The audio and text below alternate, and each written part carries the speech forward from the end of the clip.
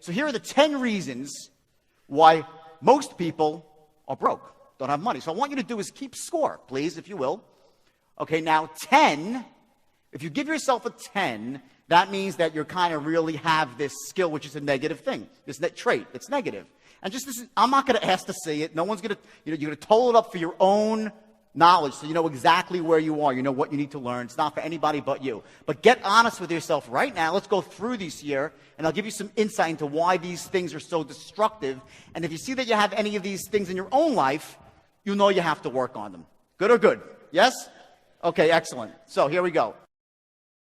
People are unable to manage their state. Now, this is your physiological, emotional state. And what it is how you feel in the moment. You could be the most talented person in the world, the best business person in the world, the best athlete, and I work with lots of athletes, by the way. The best athlete in the world doesn't matter. The best parent in the world. But if you're in a disempowered, emotional state, you can't do shit. You can't do anything.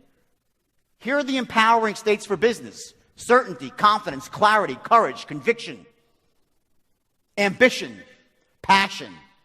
Disempowering states for business. Overwhelm, uncertainty, fear. Those things destroy you. Now, we can't manage our state all the time. You're not a robot. You know, I try this stuff. I'm pretty good at this, but believe me, I fall out of state all the time. But that skill, that in the moment when it matters, when it really comes down to it, can you manage your state? Or do you spend the bulk of your time in disempowered states, feeling overwhelmed, fearful of the future, pissed off, angry? Okay, give yourself a 10 if you feel like that all the time, and a 1 if you never feel like that. And by the way, just so you know, the real problem, while you're writing, the real problem with this is that we live in a world, and excuse my French here, we live in a world where shit happens. We do, right? You're walking along doing everything like, and bam, you get hit with a lump of it between the eyes, right? And at that point in time, you take that punch, okay? That's when state management really matters. Because what most people do is when they take that punch, they try to make sense of it all, so they start telling themselves a story. They'll tell themselves a story of why they can have what they want and so on and so forth, when in truth, what stops people from getting what they want is the bullshit story they tell themselves of why they can't have it. Because that story stops them from getting honest. This is about honesty, to see things as they are right now in your life, but not worse than they are, which is what a lot of people do. Then to see things better than they are and develop a plan to get there. And that's exactly what the straight line does. Imagine the straight line for a second. Your life is a map, right? I love this. Someone's going to leave it there for a while. I love it, okay? Imagine your life is a map, okay? This is where you want to get to, your goal, wealth and success. Who here wants to be wealthy and successful? Raise your hand and say aye. Everyone. Anybody not want to be wealthy and successful? Take a bathroom break. It's a good time. Because by being around me, I used to say, if you want to get rich, just walk behind you, or nickels, money falls out of his pocket. I'm not that organized sometimes, okay? So you get wealthy, just be around me. Here we go. This is where you want to go, okay? The straight line is the perfect, just accept it for right now. Put the skepticism down for a second. Imagine the straight line being the perfect way to get to where you want to go. And you know me, let's say you knew me for 3 or 4 years, and you'd seen all the people I've turned into millionaires, all the money I've made for people. You really knew the kind of guy I was, my altruistic sensibilities, despite the fact that I made huge mistakes in the past. I'm not a perfect person. But just imagine for right this moment that you knew everything I was saying was true. The straight line was the perfect formula. Let me tell you something. If you don't have a starting point, I can't draw a map for you. The straight line goes nowhere without a starting point. What you need to do is get honest with yourself, see things as they are, not worse than they are, then see them better than they are, develop a plan to get there, and this is your goal, your vision for the future. Make sense? Yes or yes? Okay, great. Give yourself a score. Next reason people are broke, they set impotent goals. Here's the deal. And you're going to know this is true when you hear it because it's a basic truth of life. The reason that most people are not successful or not wealthy is not because they set their goals too high and miss them. It's because they set them too low and hit them. Get that? It's not because you set your goals too high and miss. You set your goals too low and you hit them. And you get caught up in the average daily struggle of averagism and mediocrity. That's what kills people. Everybody raise your hand for a second, please. Raise your hand. Now raise it as high as you can. I'm going to crouch so I can see. Okay? Now just raise it a bit higher, everyone. Higher. Why the hell did that happen? I say raise it as high as you can. And everyone says, okay, then a little bit higher. Okay, well, if you really mean it, right? You get it? It's that extra inch. That's where you want to set your goal. Not pie in the sky and out of control like it's never going to happen. Because that's a load of crap, too. People that set those sort of goals, they abandon those goals. And we'll get to that later. But the idea here is you want to set the goals just above your comfort zone. So now think about it for a second. Think about your goals right now. How do you set them? Are you setting them very low and hitting them? If that's the case, then give yourself a 10. Are you setting goals that don't inspire you? Some people set goals that might be high, but they're crappy goals. They're not the sort of goals that make you jump out of bed in the morning, make you want to go to work for yourself, to secure the future, not just for you, but for your family. So you don't have to compromise or acquiesce to anybody unless you love them, unless you want to. That's freedom. You know, money's just a mechanism to get there. I look at myself as a guy who helps people solve the money problem. Get it? So give yourself a score. I love this one. They subscribe to The Secret. What a load of crap this is. Hello? I read this book because I was in disbelief because people would tell, here's the strategy for success of The Secret, right? Go into your house and into a quiet room and you close the lights, draw the shades, and sit on a couch and visualize a big fat check. 25 G's, $1,000 US, okay, with your name on it. And I want you to imagine that check and just make that check go bigger in your mind and make it real, more real, and just put it out into the ether of the universe and the law of attraction will take hold. Just think about it. Bullshit, right? Hello? If that's your strategy for success, the only thing that will show up in your mailbox is not the check, it's a freaking eviction notice from your landlord. They'll be towing away your car. Your wife or your husband will be over the next door neighbor, and you'll be still saying, where's the check? Where's the check? Okay? The Secret is a load of crap. Okay? Do I believe in manifestation? Yeah! Damn straight I do. But you got to take action. I'm one of those unfortunate people. I tried it. I really did. I swear I tried it. Because I read the book and said, well, let me try, you know? So I sat down and I prayed for the check. Never came.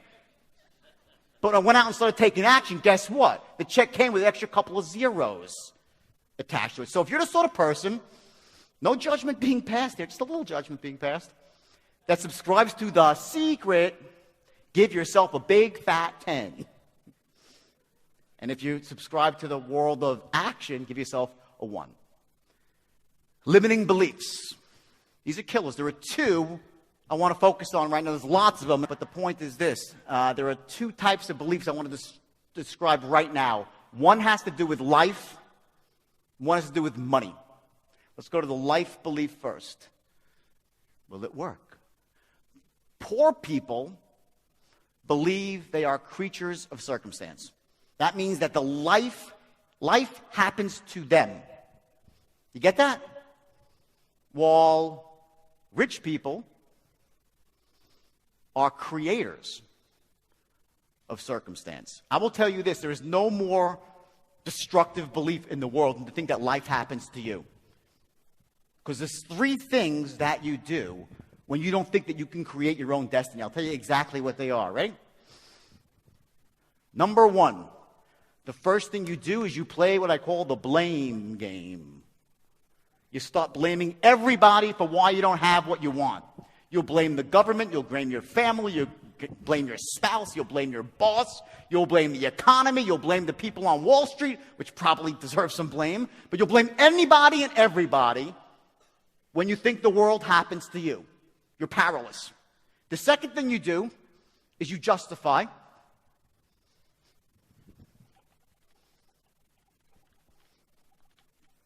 It is because the economy stinks. It's because people are unfair to me. It's because money doesn't really matter anyway. Bullshit. You all know that. I live on love alone. Really? Go bring that to the bank and pay the rent. Hello, okay? I love love. I'm in love. I'm the greatest woman in the world. I'm going to get married next year. for the third time, unfortunately, but I'm getting married next year. Great woman. So I know that, but money's money, right? They justify. Third, and this is the worst one of all, so write it down in big letters. They complain. I hate these people. You know why? I'll tell you why. Because I do believe in some laws of the universe. I do. And one of them is that what you focus on expands, gets bigger, and what you focus on, you attract because you move towards it. If you're focusing on something, you attract. So here's what happens. When you're complaining, what are you focusing on? All the shit in your life. So guess what happens to you? You become a giant shit magnet. Get the picture? I don't want to be around because they attracted to you. You got to get away from them because when you hear someone complaining, it might hit you too. And it's the worst of all. That's what complaining does. So if you're a person that believes that, you're a creature of circumstance, life happens to you, good luck. I don't think any of you are like that. You know why? You wouldn't be in this room. How about that? People that believe they're creatures of circumstance, they don't show up to rooms like this. They just don't. They'll kick and scream at the door. Like the exorcist, if you're bringing like the devil into church or something, right? They'll just leave it, forget about it, it's done. They won't come into rooms like this. So you're probably pretty safe on that one. Let's go to the next belief. Poor people think money doesn't matter. Rich people value money. They know it does matter. Okay, again, I said it before. We live in a world where money matters. Now, is it the be-all, end-all? No. But money is a beautiful, wonderful thing. When you have money, you can do great things. You can help other people. You can retire your parents, take care of your children, travel, have freedom to do the things you want to do. Money won't make you happy, but a lack of it, and I've been there, by the way. I've been broke and bankrupt in my life. Not that long ago, about 10 years ago. A lack of money could be a passport to misery. So I say solve the money problem and then look for the higher things afterwards. So real quick, give yourself a score for that one. So here's one of the things that's ironic. I don't come from the seminar world. I come from the real world. I come from Wall Street. I come from the world of business. And I never met so many people who claim to be life coaches in my life. Everyone's a life coach or a business coach or a success coach. And most of them have never done anything. Okay, so you got to be careful. Who do you choose as your mentor? Typically, the people with no money are very quick to offer their advice. True or true? Say it louder. True or true? Damn straight it's true, okay? So be careful who you choose. Now, also, I've chosen some really crappy mentors too, but they were rich. Here's one. Remember I said greed is good in my opening reel? The movie studio loved that. What Gordon Gekko is saying there, he's saying greed is good. Greed cuts through. Greed clarifies. And I was 24 years old when I heard him say that. I heard him say, rip their skulls out and stuff it in a garbage compactor, right? I don't remember some of the lines. They were great lines, right? The problem is I took some of this stuff to heart. And I thought greed was good. And the truth is this. Greed is not good. Ambition is good. I got to crouch so I can see you. The lights are so bright. Ambition is good. Passion is good. Greed is destructive. The first thing that happens when you get greedy, and I know firsthand, is ethics go flying out the window. It becomes about making as much as you can, as fast as you can, and you do not care who gets hurt along the way. So be careful the mentors that you choose. Don't choose the slubby fat guy in his undershirt with the whiskers on his chin who's never done anything but been a bum. A lot of those people on the phone, they're life coaches. You don't know who's on the other end of the phone on the internet, right? It's true, which can work to your favor. I'll get to that later. For those of you who want to make money really fast, I have some amazing stuff. You're going to make a lot of money just being around me. I got some great ideas. Anyway, and conversely, you don't want to choose that sort of mentor. And when you model someone, when someone becomes your mentor, remember this. You don't have to model the entire organism, right? You can take a piece of them. Take the ambition, but not the greed. Take the strategy, but not some of the other stuff that comes along. So write down your score. If you got good mentors in your life, give yourself a 10. If you got lousy mentors, give yourself a 1. No, you got good mentors, give yourself a 1. Lousy mentors, give yourself a 10. I'm sorry. They're controlled by fear. This is a killer. We all know this. And there are basically 3 ways to process fear, to manage fear. Let me tell you what they are. Number 1 is to pretend that fear does not exist. This leads to a place I call, I'm going to write it right here. Flip the chart. Wish I was taller. Okay, the biggest, baddest, I'm 5'7", 148 on a good day, okay? So here we go, ready?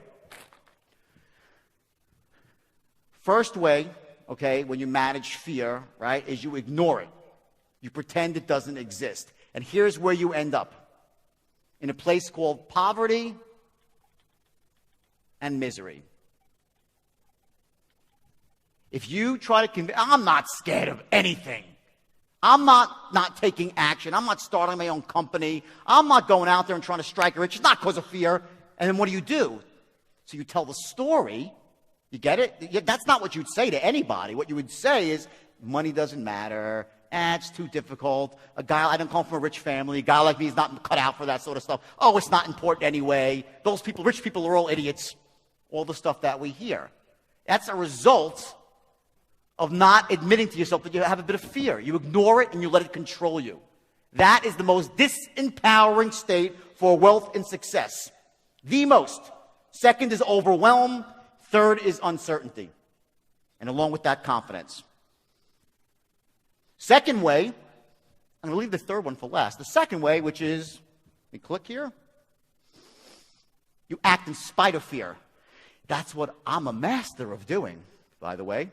I was always scared. Scared to fail. Scared what people would think if they knew how I didn't know all the answers back when I was younger. I was scared, but I acted anyway. I never let fear stop me. How many people act that way in their lives? Raise your hand and say aye if you do. Anybody have that strategy? It's the achiever's special, I call it. That's what achievers do. They're scared, but they act anyway. Okay? Here's what happens when you have that strategy. You end up in a place called wealthy misery or wealthy anxiety. Anyone here know what I'm talking about? Raise your hand if you know what I'm talking about. Anybody? Come on, come clean. Anybody? I got a couple of hands. A lot more. Okay, come on. That's the truth. If you're sitting there acting in spite of fear, okay, and not processing it correctly, you're going to be nervous a lot of the time. Always concerned, what happens if I fail? What happens if I don't hit my goal? The whole 9 yards. It's better than the first, but it's not the best way. The third way is embracing it and letting it motivate you. And I'll get to that later. But for right now, give yourself a score about how you manage fear. Do you have the achiever's mentality, where you process fear, but you act, but you're scared all the time or nervous? A lot of people like that. Give yourself a score. This is what poor people always do. They try to come up with something spectacular, something new and novel. Okay, that's the biggest trap ever. The opposite is true. You need a proven system. That's why I developed the straight line system out of desperation, because I had 100 companies that were suffering. I needed a way that was basically really, really simple for anybody to run a company, anyone to get wealthy personally. Great quote, Warren Buffett, one of my mentors. Seen him 3 times, and I read all his books. Brilliant. Ever know Warren Buffett? Yes or yes? Yes? Okay. He said, when I buy a business, I want to make sure the systems are so good that even an idiot can run it. Because sooner or later, one will. Okay? So, when you go out there and try to earn money in the past or right now, are you using a proven system or are you trying to reinvent the wheel? If you're trying to reinvent the wheel, give yourself a big fat 10. If you're using a system, simple, proven, effective, give yourself a 1. This is going to be like golf. The lower the better. It's a golf score. They're lousy at business. Manchester Farms Meat and Seafood. That was my first business. I started when I was 21 years old. In fact, I started my first business really when I was 9 in a paper route, knocking on doors, expanding my paper route. I made good money when I was 9. When I was 12, I started shoveling driveways after snowstorms, making $20 a pop. Doing pretty good after snowstorms. In Kuala Lumpur, you'd go out of business real quick. Not a lot of snow around here. When I was 16 and a half, I hit it big for the first time. And I was going down to, this would do really well in Kuala Lumpur. I would go to the local beach when it was hot during the summer. And there was a long walk to the concession stand. And I'd go with an a cooler with Italian ices, chipwiches, and fudgicles. And I started making big money, $600 per day when I was 16 years old. I was making $20,000 to $30,000 every summer in 2.5 months. And I used that money to put myself through college. My parents didn't have money. I put myself through school working on the beach. My friends were making $1.50 an hour. I was making $600 per day. Best business in the world. Ice cost me 7 cents, sold it for $1. At the end of the day, whatever they didn't sell, it would melt. I didn't care. No cost of goods sold. Who's in business, by the way? You know that's a great thing, right? Great thing, okay? The problem happened with that Manchester Farms Meat and Seafood, which was my first real business in the real world. Can we put that slide up, please, of the seafood? I started that company, I started that company from scratch with 1 truck. I answered a blind ad in the paper, and I worked for someone else's company for about 2 weeks, figured it out on my own, bought my first truck, and started going door to door selling meat and seafood. Within 7 months, I had 26 trucks on the road and was a millionaire, 21 years old. And I was making money. I bought a beautiful red Porsche, met my first wife, we got married, everything was got a pocket full of money, it was great. Problem? I was making every mistake in the world about business. I had no experience. Business is not a skill that you're born with. You're just not. It's something that you learn. The problem with most people, they just don't know how to do business. No one ever taught them. They don't teach it to you in school. Business 101, bullshit. That's not real world business. That's theoretical. You might get this. I'm not a theoretical sort of guy. Just not. I'm a guy that lives in the real world. Everything I do is real world, works, been proven. So business 101 in college, it's great for some, basic stuff. It doesn't translate. I took business courses in college. I went into that business and I got buried. I thought I was a millionaire. I was actually growing on credit. I overexpanded. I was undercapitalized. And bam, just like that, I was out of business and bankrupt at 23. Lost everything. Even my red Porsche. I had a tear trickled down my arm, and they took my Porsche away with a hook on a tow truck. Worst day of my life up to that point. And that's why I went down to Wall Street. Because in my town in New York, when you want to make a lot of money, and you're young, and you're ambitious, and you can sell, you go to Wall Street. I knew some people making a lot of money there. I said, if they can make $1 million a year, I can make $50 million a year. And I was right. That was my path to Wall Street, through the meat business. So give yourself a score. And by the way, if you don't have business experience, guess what? There's nothing to be ashamed of at all. You're not born with this stuff. Someone's got to teach you. Someone's got to show you the ropes. That's it. No big deal. This is the easiest one to master. Because business is very, very easy once you know how. And so is making money. So give yourself a score. 10 if you don't really have any business skills.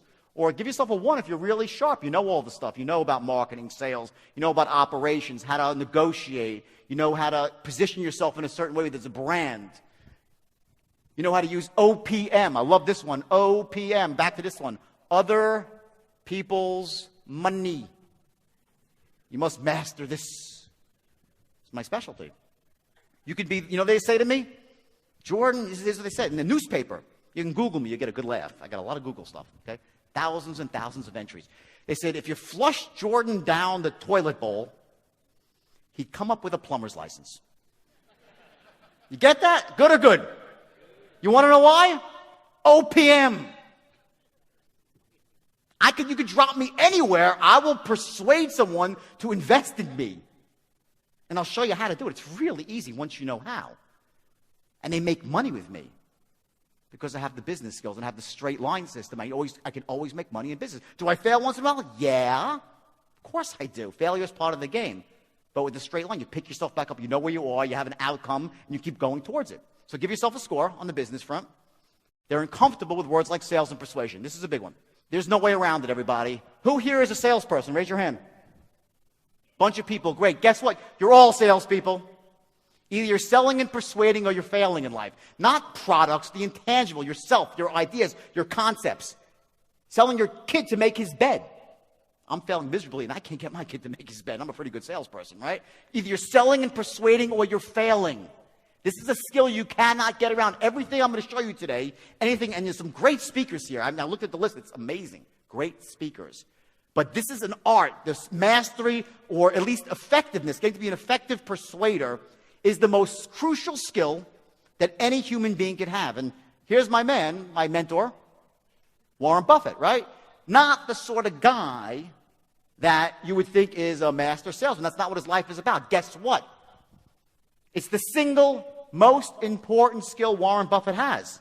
And he said it publicly on numerous occasions. But the point is still the same. You have to learn not to be a master salesperson. That's not what it's about, or a hardcore salesperson. You have to become an effective persuader so you can share your ideas, your concepts, your visions with other people. And they'll follow you because you can show the value that you have as a human being. You could have all the value in the world as a person. You could be the smartest person. You could have the cure for cancer. You could have the next great computer chip, anything in the world. If you don't have the power to persuade, to make your thoughts known, to influence others, you can't do anything about it. You're failing in life. Originally, the first thing I came up with was a straight line. It was persuasion, straight line sales system.